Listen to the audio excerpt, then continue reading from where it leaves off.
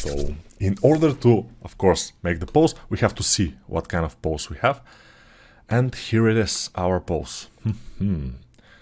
So basically the head will not move. Because, I will tell you why. I tried to move the head, and when I move the head, the hair itself, it kinda was not attached to the rig, which I don't want to mess with that, since I don't understand it quite well. But the idea here is that you don't have to understand everything in Blender at the same time. In the beginning especially, you have to start with few things. So modeling and hard surface modeling and of course sculpting is enough in the beginning to make some characters. Of course, UV mapping is also a good skill to have, and retopologizing. Those things are enough for you to make a character. So in the beginning you have to master those skills. Then hairs and other stuff are for more complex characters, and you can upgrade yourself later, but in the beginning, in my opinion, get comfortable with a few skills, use them more or less like every day, and then probably continue from there. Upgrade yourself, but not in the beginning. Don't try to do everything at once, and you will be overwhelmed, and you probably will leave the software, which is very pity because Blender is great. By the way, I recorded one video yesterday about making a head, girl head, cartoon girl head, which is, I will show you which girl, it was this girl's head I made. It's in my YouTube channel. By the way, it doesn't have any views. I mean, it's way less views than my last video. I don't know why. But I made this head for 30 minutes in Blender with UVs, with texture and materials and modeling and sculpting, everything for 30 minutes, real time. And one guy said in the comments, or it was in the chat, I'm not sure, of the promotion of the video, of the premiere, there is a chat, and he said I don't like Blender because it has a lot of functions and he does nothing best. And he's kind of right, but Blender is doing everything good enough and some things even better than some of its competition. For example, hard surface modeling could be faster than 3D Max, and it is, because if you know the shortcuts, if you make the shortcuts in Max for yourself, probably you could be okay. But in my opinion, Blender is good enough and even better. For animation is also very nice, and they're making it better with each version. For rendering, it's amazing, much better than ZBrush, of course. And for sculpting is absolutely good enough, in my opinion. I'm a ZBrush user for more than 10 years, and I said that Blender is absolutely good enough. I just don't want to see ZBrush anymore, although I was a super ZBrush fan. Now I don't see the reason of ZBrush that much. Yeah, ZBrush will be good. It's for a lot of polygons, for models that are for movies, for high-end games. It's inevitable, ZBrush, for now. But Blender is getting better and better. It's supporting more and more polygons each version. And for my use, my models are rarely over 30 million polygons, the whole model, even if it's kind of complicated. So Blender is kind of supporting that. It's not a big deal. I mean, sometimes at the end it may start a little bit of lag, but not too much. And it's okay. I mean, it's fast. I'm fast in Blender now. And that's very important for me, because fast work is maybe one of the most important things. So let's start. So we have to be on pose mode. We are. And I will just put this closer to the body. Then we will rotate. Only with rotation I'm working. I'm pressing R and just rotating. I'll put this here. And this probably should go a little bit closer to the body. Then we will select later the cup and we'll move it. Now this hand, we'll make this. We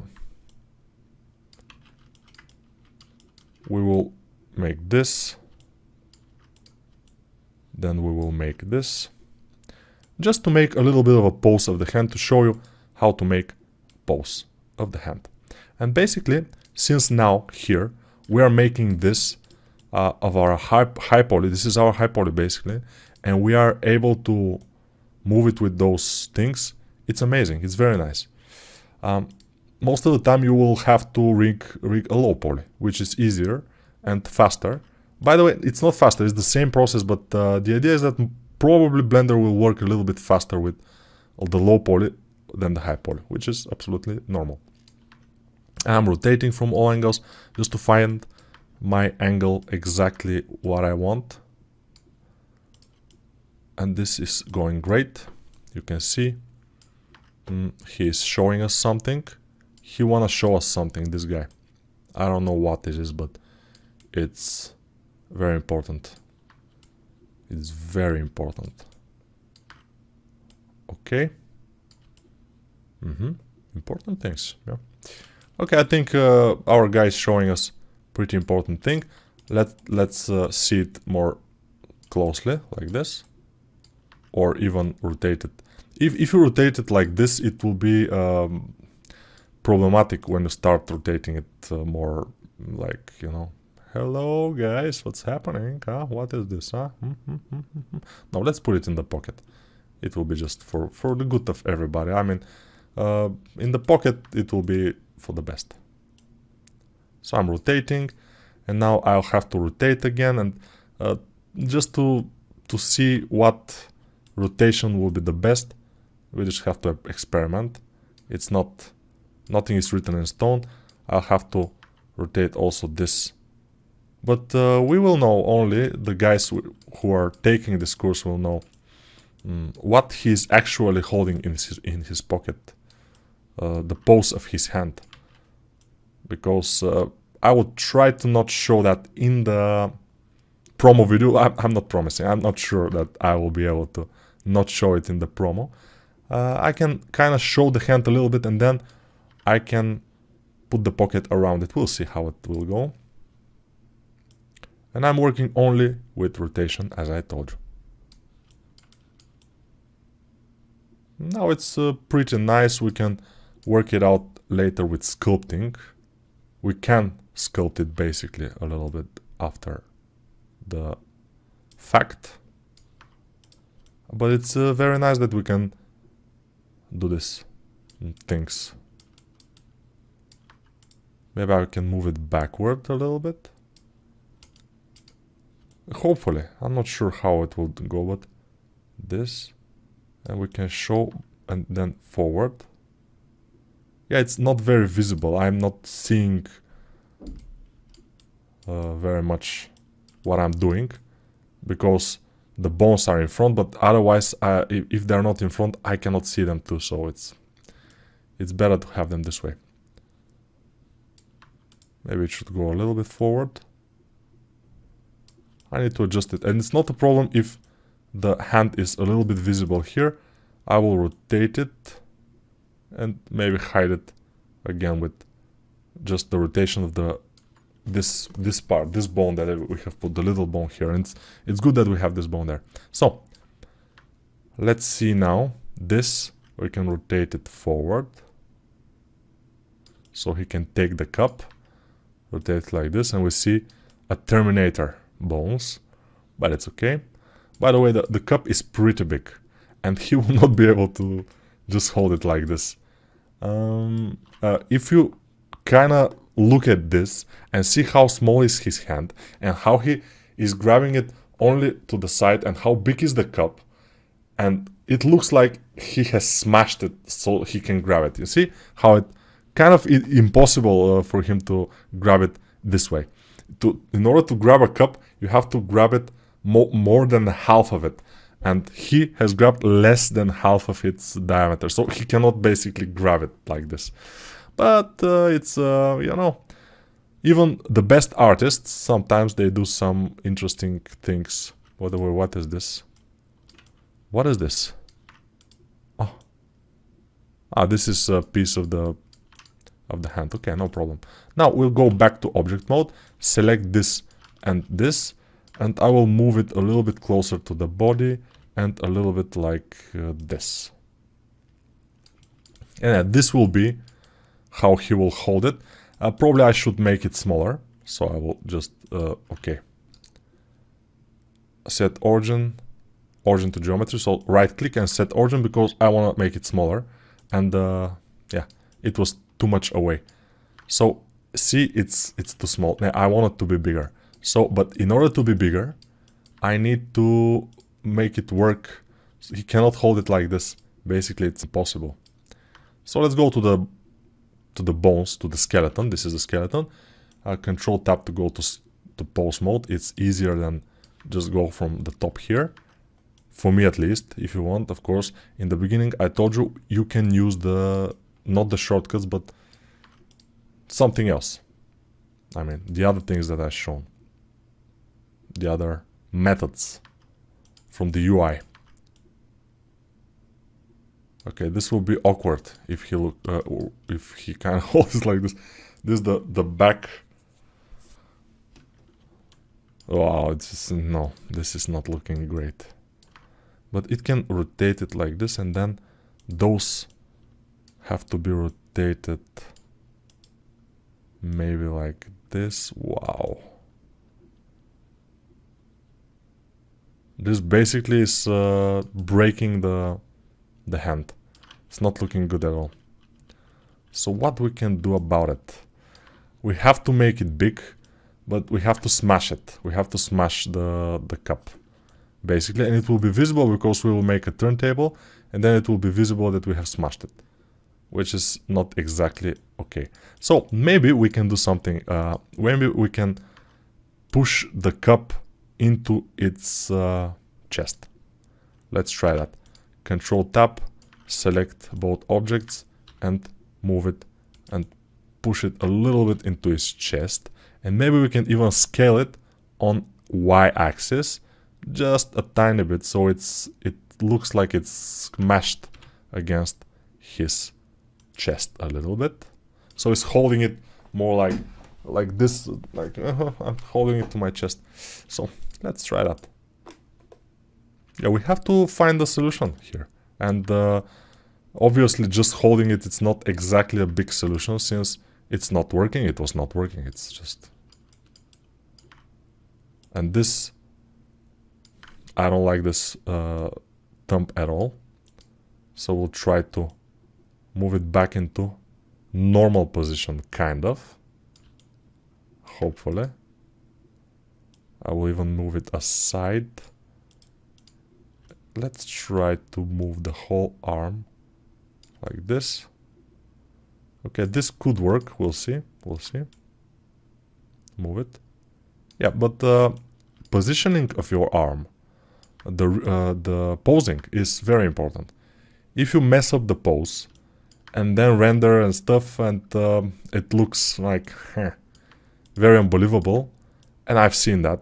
I've seen people spend a lot of time modeling one of my courses, for example. They're modeling, and they're making a decent model.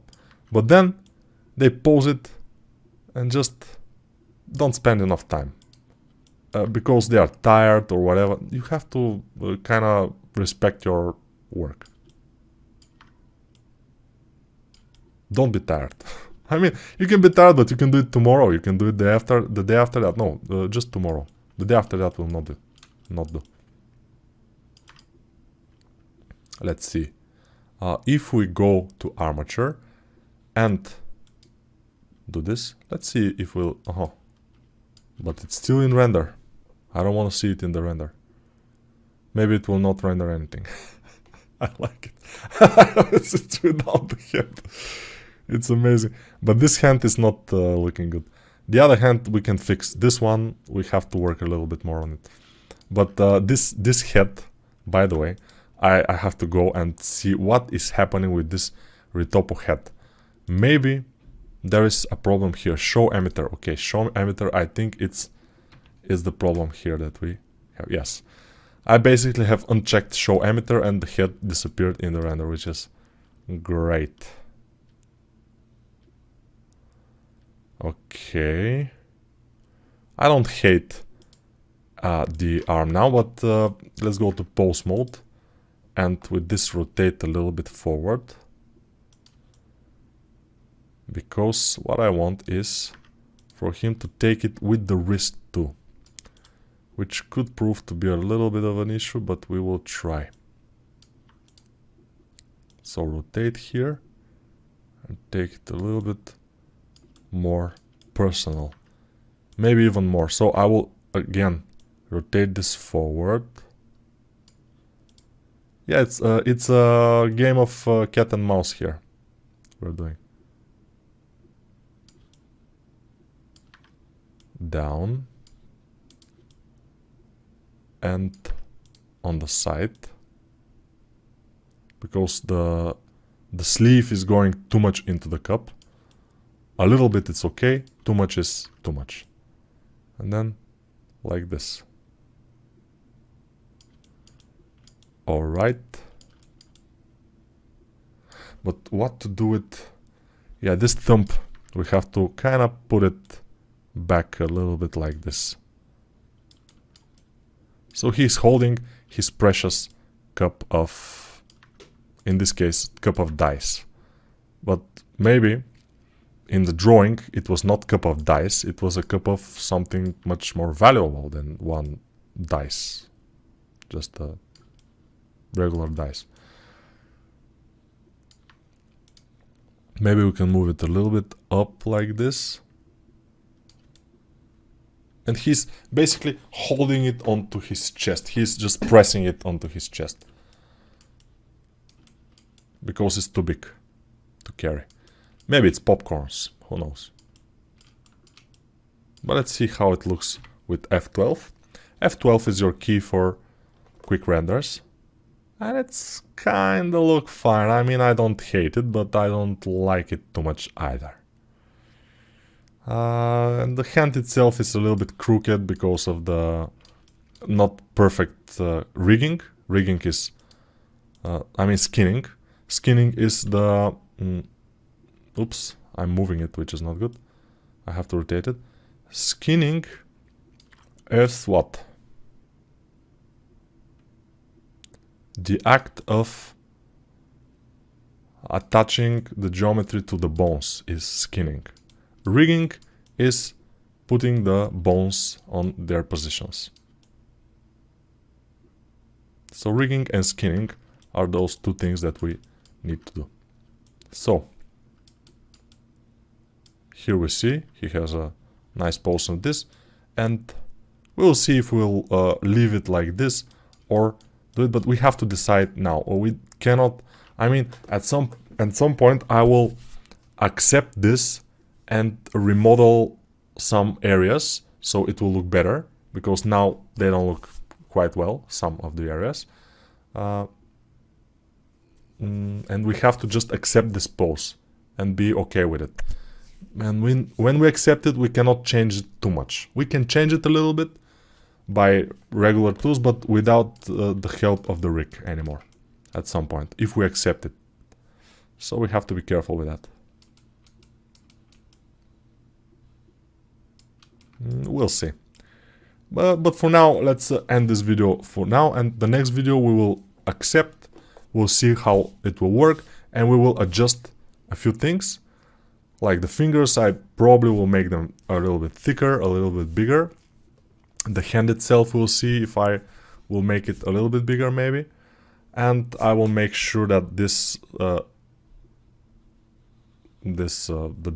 cloth is kind of having this kind of effect of going down on the arm and going down and stuff like this. And also here on the pocket, we will do some adjustments here and there. And we'll be ready for the final render, which is kind of this. I mean, it's not gonna be much different than this. We have already one light from here, which is a disc.